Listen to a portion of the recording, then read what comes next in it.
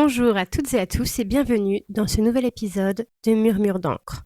Aujourd'hui, j'aimerais vous parler d'un sujet important, quelque chose qui nous relie à nous-mêmes, à notre passé, à ce que nous avons été et parfois à ce que nous ne comprenons pas tout à fait. Je vous parle de la mémoire.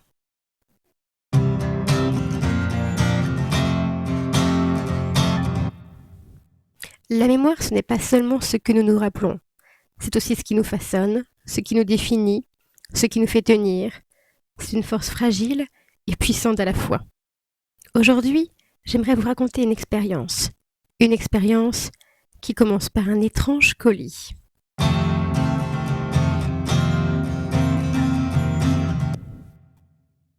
Aujourd'hui, j'ai reçu un drôle de colis. Un colis simple dans un paquet joli. Il m'a été donné par un livreur qui avait l'air songeur. Il n'y avait ni coordonnées ni nom, pas même mon adresse ou mon prénom. Je me suis assise sur mon canapé et j'ai déchiré le papier. Sous mes yeux, une toile qui peu à peu se dévoile. J'ai posé le tableau face à moi et je l'ai caressé du bout de mes doigts. Mais ma main a disparu dans ce monde inconnu et mon corps a été aspiré dans cet univers métamorphosé.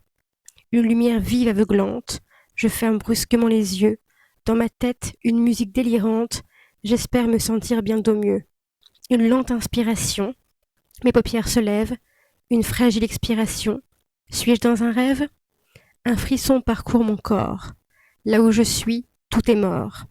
Les horloges se sont arrêtées et le temps me semble comme figé. Une secousse, je bascule. Le temps est dégoulinant. Ce spectacle reste fascinant. Si je recule, tout s'annule ? Au loin dans la lumière des falaises et la mer. Mais ici, moi, je désespère. Dans ma bouche, un goût amer. Je reste dans l'ombre, là où tout est froid. Tout fond, je le vois. Sortirai-je de la pénombre ? La mort approche, je le sens. Ici, rien ne ment. À ma mémoire, je m'accroche, tout est ridiculement absurde. J'ai peur de disparaître. Dans la lumière, vais-je renaître ou rester dans ce monde insalubre ? Ici, je résiste, je persiste, à me rappeler, à invoquer les souvenirs de mon passé, espérant cet endroit enfin quitté. J'ai reçu un colis étrange aujourd'hui, un colis mystérieux, dans un paquet joli. À l'intérieur, une peinture de Dali, la persistance de la mémoire et ma folie.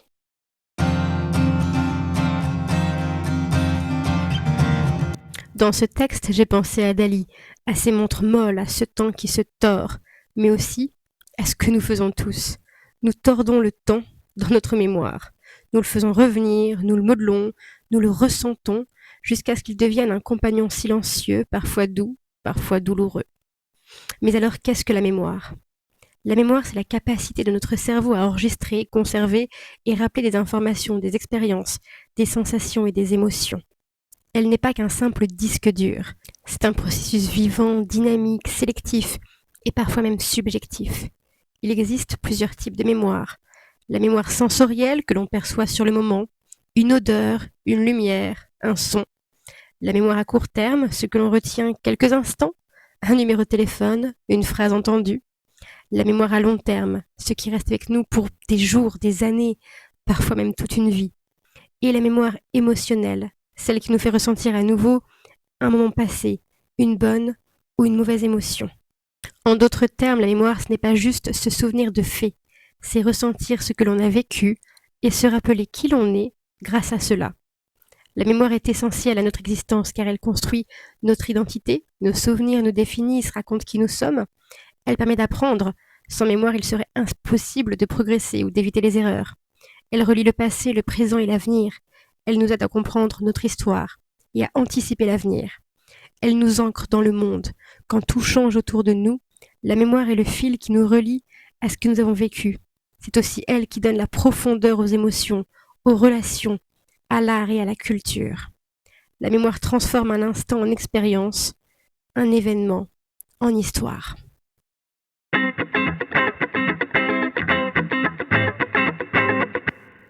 Mais alors, pourquoi nous accrochons-nous à la mémoire ?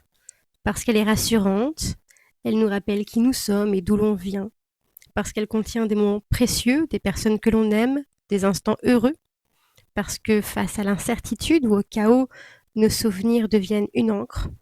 mais parfois on la fuit. Certains souvenirs sont douloureux ou traumatisants. Parfois revivre certains moments, certains instants, réveille la peur, la tristesse ou la culpabilité. La mémoire peut être accusatrice, insidieuse, nous rappelant que l'on aurait voulu oublier. On s'y accroche pour survivre à l'oubli et au vide, et on la fuit pour survivre à la douleur. On connaît tous cette expression, avoir un trou de mémoire. Mais que signifie-t-elle ? Un trou de mémoire, c'est un moment où notre cerveau n'arrive pas à retrouver l'information que nous savons qu'il possède. Cela peut être momentané, on connaît quelque chose, mais on ne se souvient plus sur le moment. Cela peut être lié au stress, à la fatigue ou à l'émotion. Notre cerveau bloque pour protéger notre esprit. Cela peut être aussi plus durable, lié au vieillissement ou à certaines pathologies. Un trou de mémoire, ce n'est pas un échec, c'est juste la preuve que notre mémoire est complexe, vivante et sélective, qu'elle organise ce qui est important et met de côté ce qui l'est moins, parfois inconsciemment.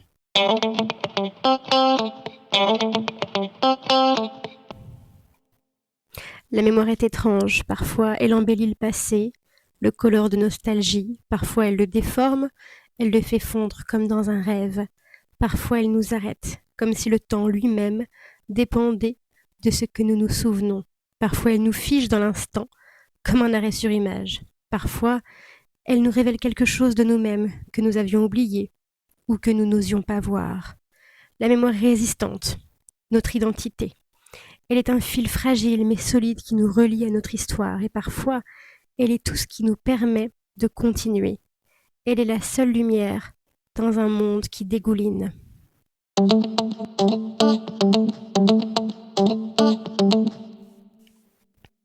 On me dit souvent que j'ai une bonne mémoire. Parfois, on me demande comment je fais, si j'ai des trucs et astuces. Pour moi, c'est un don ou une malédiction.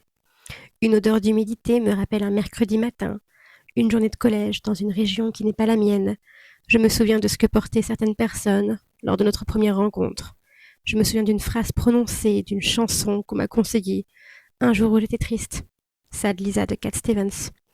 Je me souviens d'une phrase stupide que j'ai dit étant trop intimidée. Elle est belle la fenêtre.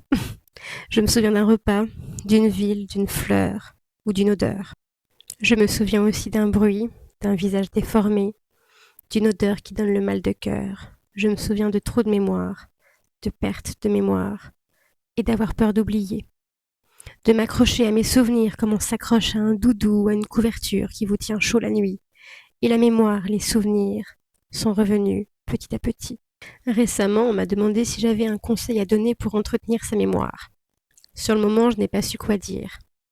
Quelques heures après, j'ai envoyé un message où j'ai écrit « Faire des liens, créer des connexions ». Après, le cerveau le fera tout seul, sans même y penser. Pour moi, la mémoire est précieuse, vraiment précieuse. Pas seulement les grands souvenirs, pas les dates importantes, pas les événements marquants, mais les petites choses. Un détail, une odeur, un bruit lointain, une lumière sur un mur. Ces choses minuscules que l'on croit insignifiantes et qui pourtant nous ramènent instantanément quelque part, à un moment, à une personne ou à une émotion. La mémoire se cache souvent là, dans l'invisible, dans le presque rien.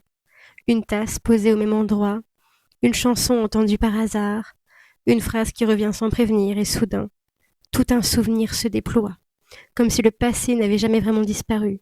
Ces petites choses sont précieuses parce qu'elles sont vraies. Elles ne mentent pas, elles ne trichent pas. Elles nous ramènent exactement là où nous avons été. Et parfois, elles nous rappellent aussi qui nous sommes encore. Et pourtant, malgré tout cela, j'ai peur. Peur de perdre la mémoire, peur qu'un jour ces détails disparaissent, que les odeurs ne me disent plus rien, que les chansons deviennent juste des chansons et que les visages se brouillent. J'ai peur d'oublier les petites choses parce que ce sont elles qui tiennent tout. Oublier un prénom, ce n'est rien, mais oublier un souvenir, une sensation, une émotion, c'est comme perdre un morceau de soi. Alors je m'accroche à la mémoire comme on s'accroche à un doudou, à une couverture qui rassure dans la nuit. La mémoire me protège, même quand elle fait mal.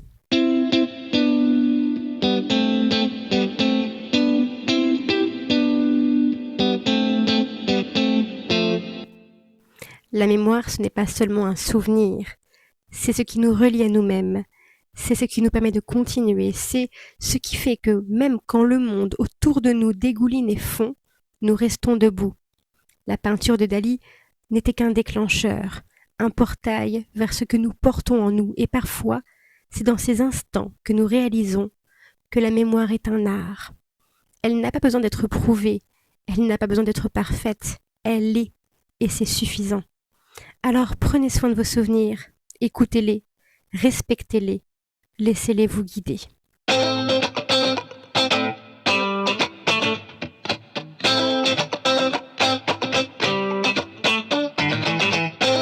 Et si la mémoire n'était pas seulement un souvenir? Et si c'était un chemin pour comprendre qui nous sommes, même quand tout autour de nous semble absurde? Dans le prochain épisode, nous parlerons peut-être des rêves, ou d'autres façons dont le temps et la mémoire se croisent, par hasard ou non. Mais pour aujourd'hui, accrochez-vous à vos souvenirs, à vos instants précieux, à vos folies, car c'est eux qui, au final, nous gardent entiers. Merci d'avoir écouté ce 10e épisode et à très vite pour continuer ensemble ce voyage à travers l'invisible. Merci d'avoir partagé ce moment avec moi, merci d'avoir écouté ce murmure et à bientôt pour un nouvel épisode de Murmure d'encre.